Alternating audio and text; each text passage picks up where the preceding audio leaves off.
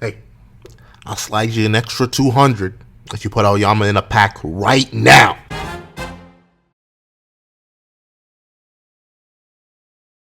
Thank you to our final patrons, Sinners Lancelot, Art Goon, Praise the Sun, and Strawbones. A big thank you to Art Noy, $69 tier patron, Brian. Now, before we hop into this breakdown / review of chapter 353 of My Hero Academia, please do me a favor, leave your own thoughts on the chapter in the comment section down below. Leave a like and subscribe if you haven't already. Also, make sure you hit that little notification bell so you miss out on any videos that come to the channel. Also, I do have a Patreon down below. We can support me for as low as $1 a month to get things like exclusive and early videos. Now, let's hop into last week's poll.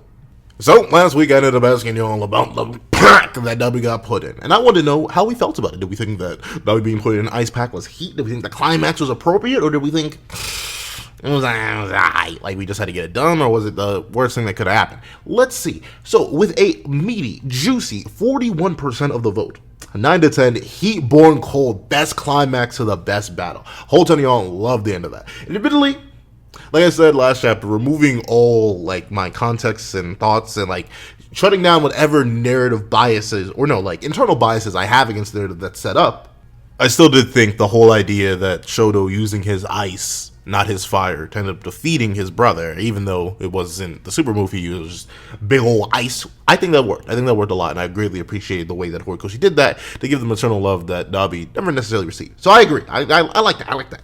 Best climax of the best battle. I'm not sure about the best battle part, but it'd be like that, would be like that. Then 7 to 8, 31%, great work. Would have liked a little more, but we're down.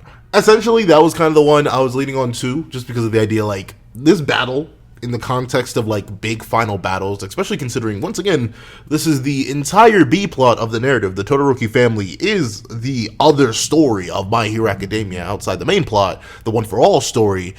It did feel like it kind of zoomed to its conclusion, which this chapter may or may not have something to say about. Then 5 to 6, alright, feels like there was a chunk missing, but whatever. Obviously, I'm not sure what the 16% of people who chose that thought the chunk was, but for me, the chunk is Endeavor. I'm not saying I didn't want Shoto to fight Dabi, I just wanted Endeavor and Shoto to fight Dabi. Please, but whatever, that's fine. Then 3 to 4, 7%, pretty underwhelmed, whole B plot kind of just fizzled out. And that was one of the things that I could definitely agree with too. Like, the idea that the B plot sort of just ends with this, it's just like, bam, one ice shot to the gut, and then we're done. And it ends first, no less. Like, we have Toga versus Uraraka, a fight that, I mean, I know some people care about, but if you were to ask people in terms of narrative weight that our big three in terms of characters and their main villains had to have, I highly doubt you would put Shoto versus Dabi at the bottom of that. You'd put Uraraka versus Toga at the bottom of that. But this is the big fight that seemingly ended first, so for a B plot to fizzle like that, kind of suck. However, 1 to 2, if this ends, Horikoshi says he's crying in anguish. 5% of y'all out of 163 votes went with that, and I definitely get that. Like, if you put in everything, like all of the issues that I personally have with it, I'm not sure what issues the 5% of people did, but if you put in all my issues, I can definitely understand how this could be a 1 to 2. However, love doing this poll. Thank you guys for all your opinions and all 163 votes of participation. Love doing these polls to get the community consensus. Make sure you get your vote in on tomorrow's poll, dropping at 12 p.m. Make sure your vote is included for next week's chapter. All right, now let's get into Chapter 353. What's up, guys? I'm Pencil, and here we are to reach my I was about to just say review My Hero Academia. Review Chapter 353 of My Hero Academia, which is known as Endeavor. And honestly, this was just a reactionary chapter on steroids. I'm not even gonna lie. Actually, it was a reactionary / setup chapter, which is crazy to think we're having. Well, I guess with this fight being put on pause or over, it makes sense you need to have like a transitionary chapter, but it's still so crazy. But we open up and we get to see that Dabi, he's a little on the chill side now, and Shoto is also on the verge of passing out, and that definitely makes sense, right? Like, I know Shoto's body is specifically meant to balance itself, but the amount of firepower that Dabi was releasing, obviously, for it to be quelled with that much force in such a short time period, it makes sense that it absolutely wrecked both of their bodies. Like, sure, Dabi is stopped and cooled down, and his whole life process may even be like slowly reverting and chilling down thanks to all the cold, but at the same time, this is a massive temperature shock. Like, it's like if you threw someone from like Antarctica naked into the Sahara Desert with a whole bunch of clothes on. Like, the temperature shock would definitely rock the human body. So it makes sense why these two sort of just stall on each other. They're kind of like, their bodies are essentially catching up, which I think is a really cool way to show how much of an effect this had on both of them. Then we get to see that Vernon actually managed to get back up and notice that, well, Dabi seemingly is down, and this report is amazing. And you see all these random side heroes just reacting to the fact that Shoto really did it. He beat the blue flame. I believe there was a cooler name for that in the original translation I was reading, the blue flame. But I think that's really, really cool, right? Like, everyone is putting respect on Shoto's name because of the success he just had, especially considering this didn't even seem like a fight that he was meant to do. Like, sure, in the context of Shoto's narrative, it makes perfect sense why he's fighting Dabi just because it fits his character. But outside of this, as far as all these different heroes knew, this was Endeavor's problem. So for the son of Endeavor to come in and fix that, really, really cool. And now we see something that I really appreciate in wars, right? Or at least in, this is gonna sound weird, in fictional wars, not actual wars. Actual wars are bad. But in fictional wars, I greatly appreciate when there are things like morale boosts and morale shifts based on successes and failures across certain battles.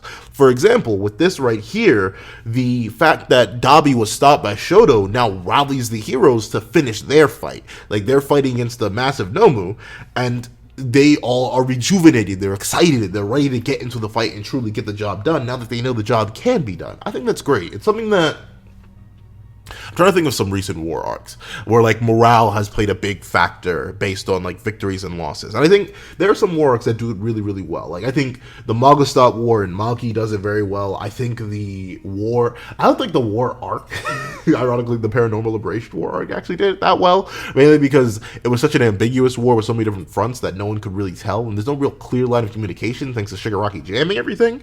So it makes sense why it didn't have much impact there. There are other wars that do it well that are just escaping me right now. But I really like the fact that it's here and present, and Horikoshi went out of his way to include this. I may have said it was just a transitionary chapter, but it's cool to see things like this. And we get to see that apparently, while these heroes are excited that they're able to fight this Nobu and get the job done, they're actually counting themselves lucky because they don't have to fight certain demons, aka the Tartarus escapees. The people that All for One freed and are now currently working for him. Interestingly enough, for some reason I knew they were here, but their lore and their hype had kind of faded the moment Midoriya pretty much off screen with them. So it's cool to see that when other like non-straight powerhouses in the verse are just like running around soloing these assassins, that they still do have some street cred. Like these heroes are actually happy that they aren't running into them, which is a great way to build up their threat in terms of the other characters involved. I like that. It's what's the word? It's like build up, but not direct build up. Like you aren't seeing them, but you're just hearing about them, and just hearing about them makes the world seem a whole lot more full. Like I said, I actually wouldn't even like. I really like Endeavor, but one of, if not my favorite thing about My Hero Academia is how real and potent and juicy the world feels. So having that knowledge of these villains and Tartarus escapees be prevalent among fodder nameless characters is really, really good because it shows how well connected the world is. And we get to see that this morale boost didn't just hit certain people, it also hit All Might himself. He even breaks out a little bit. It's like, Todoroki, kid, man, I wish I was your father instead of Endeavor. But it is really, really good. And it seems like this idea that this victory comes, even with Midori being teleported to the wrong spot, it seems like we're going to go good, right? Because this is a positive buildup, meaning the villains better clap back immediately. However, Tsuchikachi, I can't say that, the detective guy essentially tells All Might, yo, you gotta spread this news. This morale boost is going to hit different. And we transfer over to the Jaku Hospital. And notably, I really, really hope the heroes put Gigantomachia under the thickest, juiciest, most illegal, and mentally destroying concoction of sleeping meds. Because it's cool. Like, I like what they did. I like what is established that they did here, right? Because notably, when I first read through, I thought they chose Gigantomachia's detainment facility as like an actual fighting spot. Like, people were actively warped there to fight. I was like, wait, that's so stupid. But no, what was revealed on the next page is that, no, the heroes had set up a front here thinking that this sneak attack, or no, thinking that Gigantomachia would be sought after if a war were ever to begin again. Like, this is something that they expect, which is smart. I like that pre-planning and the fact that they put certain heroes here. However, that man better be under drugs.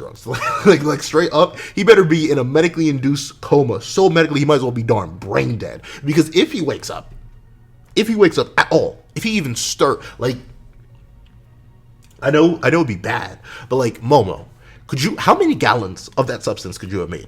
Could you have made like 50 gallons worth?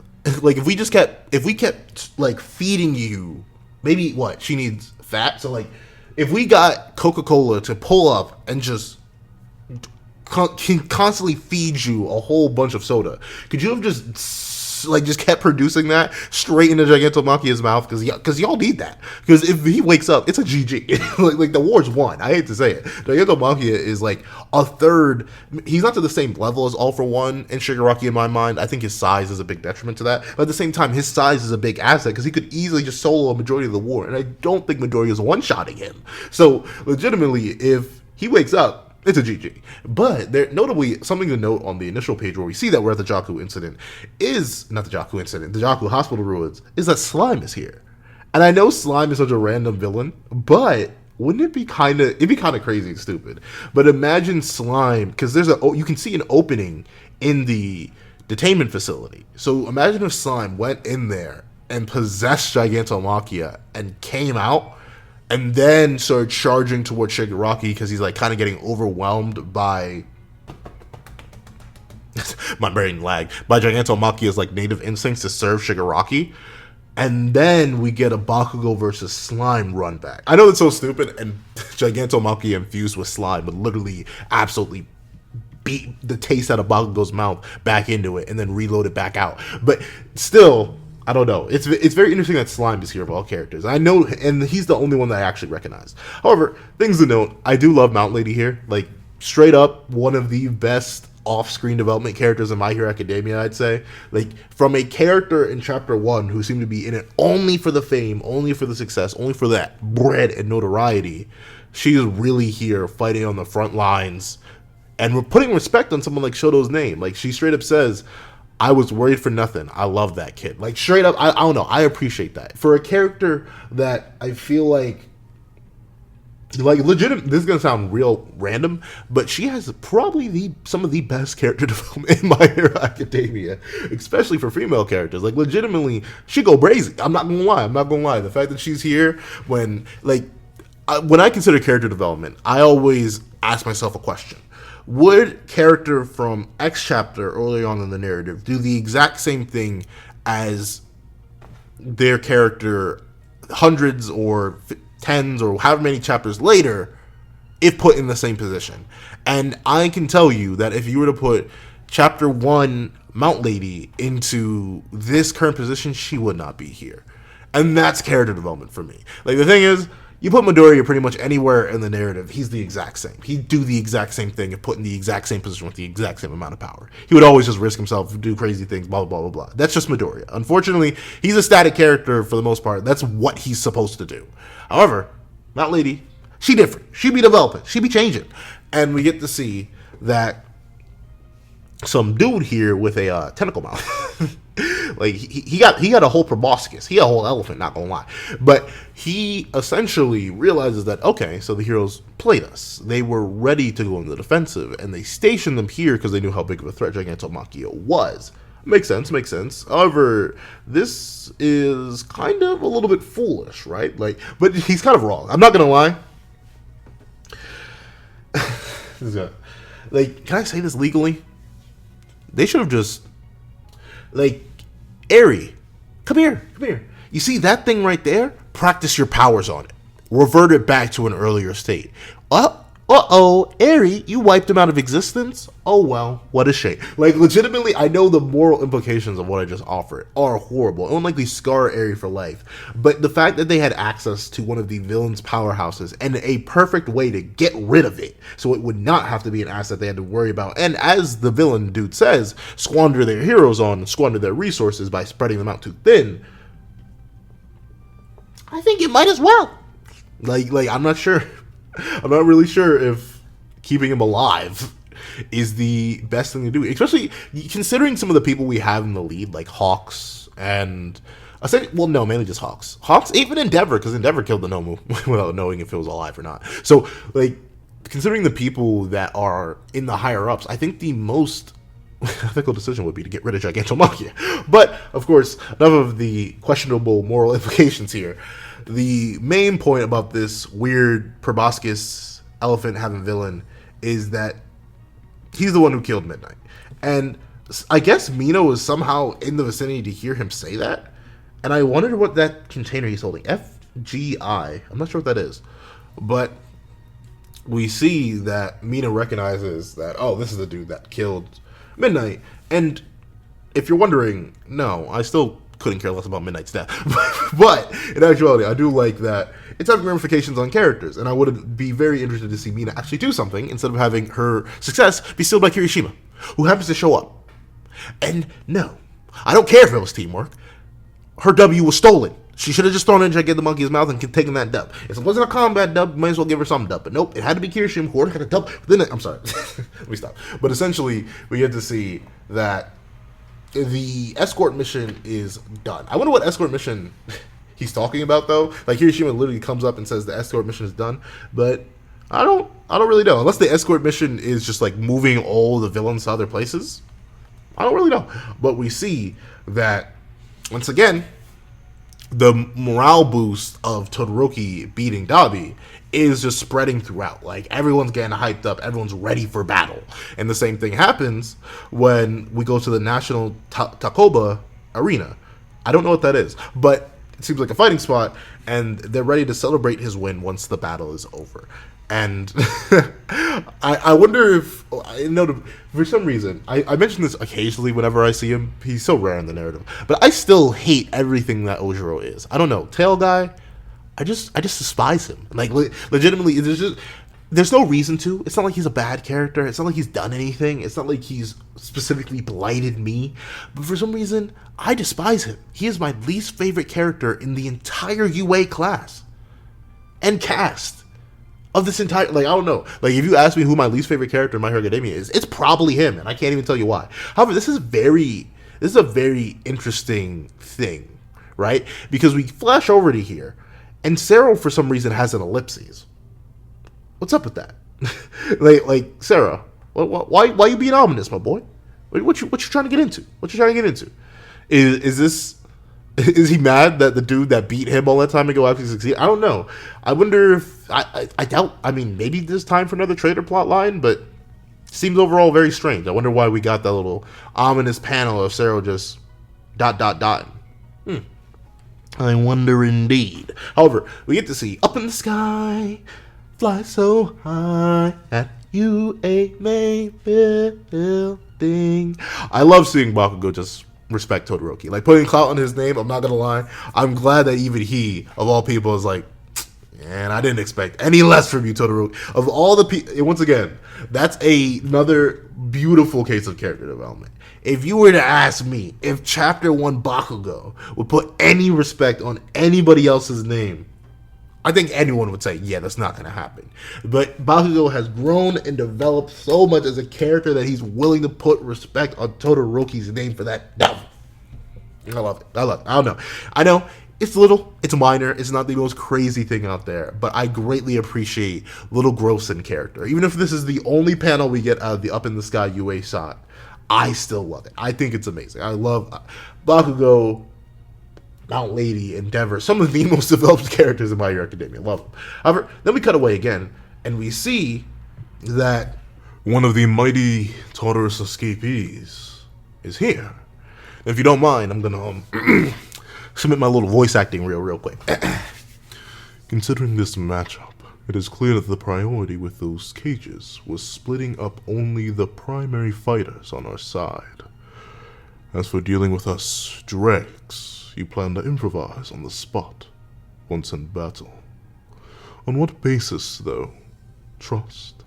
Hope, perhaps? Such things, invisible to the eye, coat this planet like an oppressive membrane. What are you, some kind of alien? This planet, you say? This is about empirical utility and harm. None of those who've deceived him in the past have survived for long. Exceptions will not be tolerated. Because of Dictator's failure, my turn never came around. But now I can demonstrate my utility to All for One as one of his assassins. And the dregs that I mentioned will all be coming after you unceasingly. Yuga Aoyama, the Bat of Aesop. Merci. I don't know, like, for some reason, Todoroki's escapee, Kunaida, I really, really like. For something about his design, his aesthetic, his way of speak, the black sclera especially, like, I don't know, I really, really like him. Alright, like that, this is for some reason a 10 out of 10 character introduction. I think the little build-up at the beginning of the chapter helps him. I don't know. He just seems really, really cool. And I feel like he does have that kind of soft-spoken voice, that kind of ominous, yet inevitable way of speaking. And he brings up a very good point. Like, admittedly, the fact that they actually, like, I'm not saying the best option would have been to teleport all the other prisoners to jail. Meanwhile, simply focusing on taking care of the big heavy hitters like Shigaraki, All for One, Dabi, and maybe Toga. But I'm saying you might as well, like, legitimately, what stops you? I mean, morals. But that's the thing, teleporting to prison. Because, like, legitimately, if I were running this operation and I was like, we need to be as efficient as possible and all these people are resigned to being murderers, might as well just drop them in the bottom of the ocean. Like, legitimately, if you can teleport them anywhere, throw them into space. Like, just do something to get rid of them permanently. Heck, do that to the big bads too, or at least do that to the big bads. Like, the fact that the heroes really decide to risk this when they could have had so many better operations. I don't know, Kunaida definitely has a point where these drags are still likely extremely powerful to the average hero and extremely dangerous, so the idea for not planning for them just because they aren't your Shigarakis, your Dabis, your all-for-ones is pretty darn foolish. Like, look at the kind of control this dude already has over the battlefield, and he seemingly just arrived. Like, he's not, well, maybe not just arrived, they've been battling for a little bit, but obviously the matchup here is not well thought out. It's pretty poorly thought out, so I don't know, Kunaida brought up a good point. See, I think that's why I like him even more. He's spitting in comparison to the dude who killed Midnight, who's kind of just dumb. No, I'm kidding. But essentially, the other favorite thing I like about this is how it establishes that there's a bounty on Aoyama's head. Like, unfortunately, him being all cool and heroic at the last second instead of from the beginning shouldn't end happily for him. He's definitely going to be hunted by every single person who works for All for One, because All for One doesn't take betrayal lightly. He probably wanted to kill Aoyama right then and there. So it makes sense that all these people would be going after him. And the more interesting thing is, now hold on, I don't speak French. I'm not even fully solid on Spanish, but I do know a little bit of the Romance languages. So the ironic thing is that after his life being threatened and being told that his life is essentially up in the air, like, he can get dropped at any moment if a need be, Aoyama actually says thank you. And I wonder, like, I know that's, I don't know, the reason that catches my eye so much is, like, does he want to die? Because if so, he deserves, no, am I kidding? You can figure that out for yourselves. I'm not even sure myself. But essentially, I do find it interesting. Well, no, I think it's good.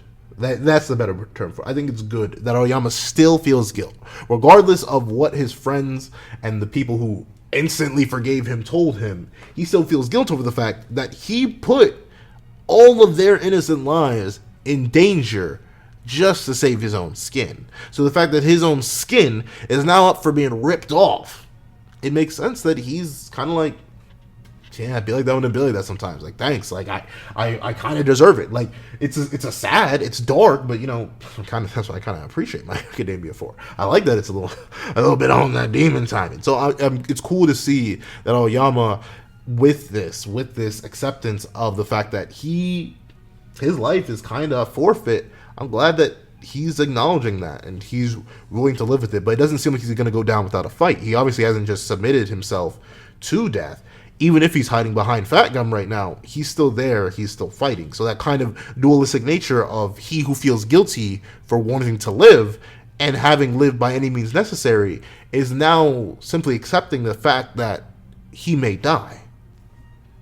I like that. I like that a lot. It's something that you wouldn't necessarily get out of a lesser writer. So shout outs to you, Horikoshi. Shout outs to you. You spit. You spit. And now we get to see another cutaway. And it's, ironically enough, I think, I'm not even sure where this is, to be honest. But I think, is it maybe at Tartarus or UA? I don't know.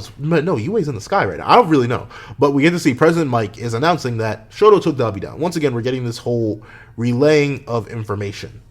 And this relay ends up being the main thing that drives this force against Spinner and drives Spinner to energize himself, ironically enough, which is, once again, a good way to show the dual-sided nature of war, right? Sure, the loss of one of your essentially major generals in terms of Dabi is going to be a major morale boost for the heroes, but at the same time, it'll just make any villains who had any respect for Dabi or any villains that had any desire to be like Dabi, or not even be like Dabi, but any people who had faith in him, that would make them fight all the harder, because now they want to avenge him, get him back, whatever. Like, that makes sense. It makes sense that this would have a counter effect.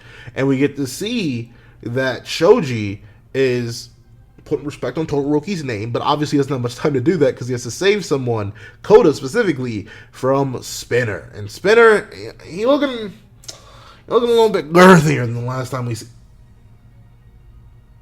You know, I say a whole bunch of things on this channel, but sometimes I listen. I have moments of myself where I'm like, did I really just say that? But he looking a little bit beamier, a little bit girthier than he did before, and he also foaming at the mouth a little bit. You know, it being like that when the Billy does sometimes. He kind of got a few gains. He may have done a little bit. He may have got a little bit of that special quirk sauce, if you know what I'm saying. But we get to see that this ferality or this ferocity is immediately snapped out of him when it hits him that, like, wait, who? Dabi lost? Like, him? He lost? There's no way. This has gotta be a trick. Like, he can't actually believe it.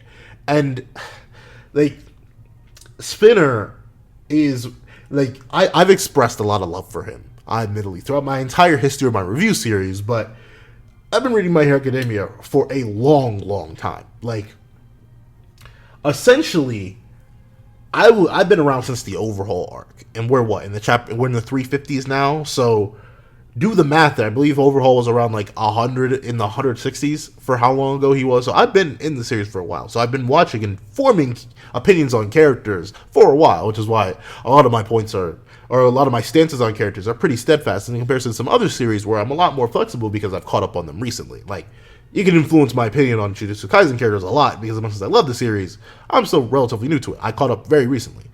But in this case, Spinner is one of the sleeper characters who I never, like, if you asked me when he first showed up back in the Forest Training Camp arc, if I would like him or appreciate him or respect him as one of the best parts of the League of Villains, my answer very easily would have been, no. like I don't know, he just never seemed like a character that would interest me. But Spinner, ironically, almost to the same degree, Shigaraki's still more tragic, I ain't gonna lie, but like to a similar degree to Shigaraki, is by far one of the most tragic characters of the League of Villains. And you can see it just by how desperate for his success. Like, there's so many things about Spinner that he's gonna have to get his own video. But if I were to sum it up in short, Spinner is such a desperate and sad character. Like, he's so feral right now, but all he can think of is the fact that Dabi was better than him. Dabi was superior to him. Dabi had everything he didn't have. And we see that there's this whole interaction that's kind of lightly built up. And it opens up with Dabi saying, like I need any of that nonsense. Like, I'm not going to take it. But we get to see, we build from context clues that what Dabi is denying here is a quirk. Very interestingly enough. He doesn't believe he needs that power because of the power he already possesses. However, Spinner as All For One hauntingly looms over him, is simply staring at Dabi's back, because he believes that Dabi always had everything. A reason to live, a reason to go on, a reason to exist. And he also had one thing that Spinner always lacked, which was power.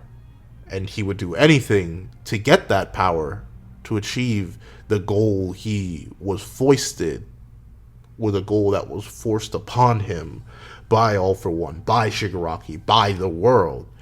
And thusly, as All For One, this looming shadow of darkness stands over him, he accepts this power with a smile. But you can just you can tell by the panel, it looks like a bad touch scenario. Like, it doesn't. I wouldn't let All For One just grab my face like that. Simply, I wouldn't let All For One touch me like that. I'm just gonna say, Spinner, do you, bro? Do you?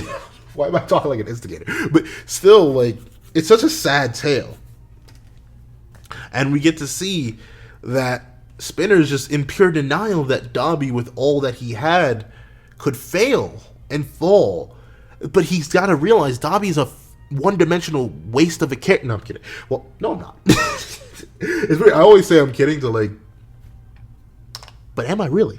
But then we get to see that Spinner is essentially so determined that he's willing to do anything now. He's like, fine, it doesn't matter. They may have locked up Kurogiri, but we're gonna take him back. In order to destroy the status quo, we gotta do what we must do, no matter what. And notably, you get to see the faction that Spinner is leading is people like him.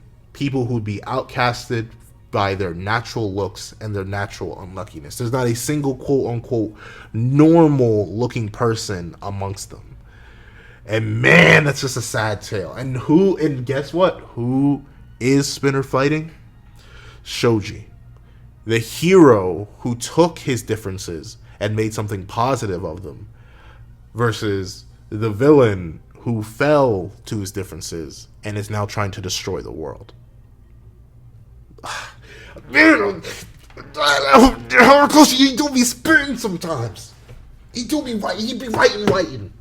He be writing sometimes. I can't lie. It's like, man, I'm flipping a napkin on my darn desk. Like, that's just so. That's fire. That's fire, and it's out of left field. It's not something that I expected. Like, straight up, Horikoshi. On occasion, he will, like, if I'm playing basketball with Horikoshi, right? Like, simple metaphor. Actually, no, I've been reading a whole ton of Blue Lock. Say I'm 1v1ing Horikoshi in soccer. He's got the ball. He's constantly dribbling. I'd say probably, I'll give it like a 50-50 shot. It's a pure mix-up. It's random luck. It's a coin toss. If I can, like, steal the ball away from him, I can just, like, dash, steal the ball, intercept the pass or something from him. Like, I can beat him in the 1v1. But sometimes, Horikoshi, he just be styling on me. He be just like, ooh, ooh, bam, nutmeg me, and bada bing, bada boom, he's halfway down the field. Like, sometimes he just different like that. I gotta respect his hustle. That is something that blows me away. I love it.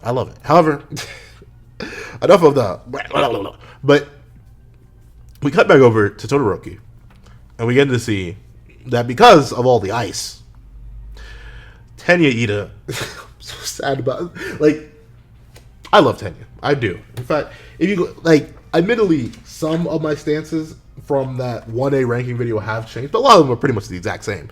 And Tenya, being one of my favorite characters from Class 1A, still is the same. But man, I'm sad that he's reduced to nothing here, man. Nothing but a cheerleader. I really don't like that. But it's fine. But we see his engine stall because Todoroki literally flash froze the entire area. And we see Tenya, being the best cheerleader he can be, is like, you have nothing to apologize for. And we see the battle, at least from their perspective, is over. However, we get to find out that for some reason, somehow, some way, the hero is kind of confused how Dabi's still alive right now. And notably, a lot of people, like, I've literally had to reread the chapter like 3 times, this specific area, because people kept saying Dabi said something here. But no, he doesn't. But he does seemingly have a glow in his chest. And that does make you wonder if this fight isn't over, and if so, will we get Todoroki and Endeavor versus Dabi? Because I'm fine with that. Because we see Dabi denied consensually getting a quirk earlier, unlike Spinner. But remember, Dabi was asleep for multiple years. He has no idea what happened to him in that time period. And we know that Endeavor can plant, not Endeavor, Endeavor can plant sleeper quirks, but no, All For One can definitely plant a sleeper quirk in you.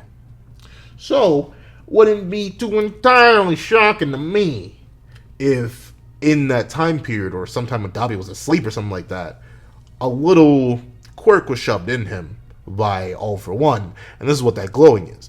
And it could be possible that Dabi actually is just dead, but that awakened like a Nomu protocol that was stored within him, and that's why he's starting to glow and possibly seemingly regenerate. I'm not sure, like, there's constant debate on whether or not the white on Dabi's chest is his own skin, like, regrowing, and it seems, maybe, no, but it doesn't move much. That's the thing.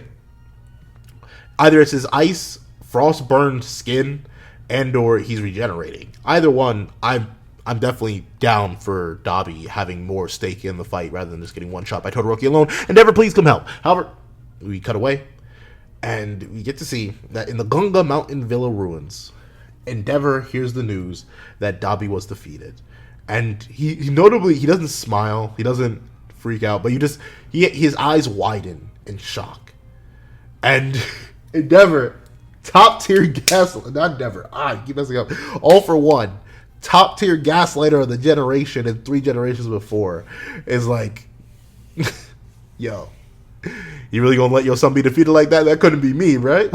He's like, what does that face imply? Affection? Grief? You refuse to take a good look at Toya, foisting the task on the little Shoto instead. That must have been your decision, right? And you justify that choice by being here?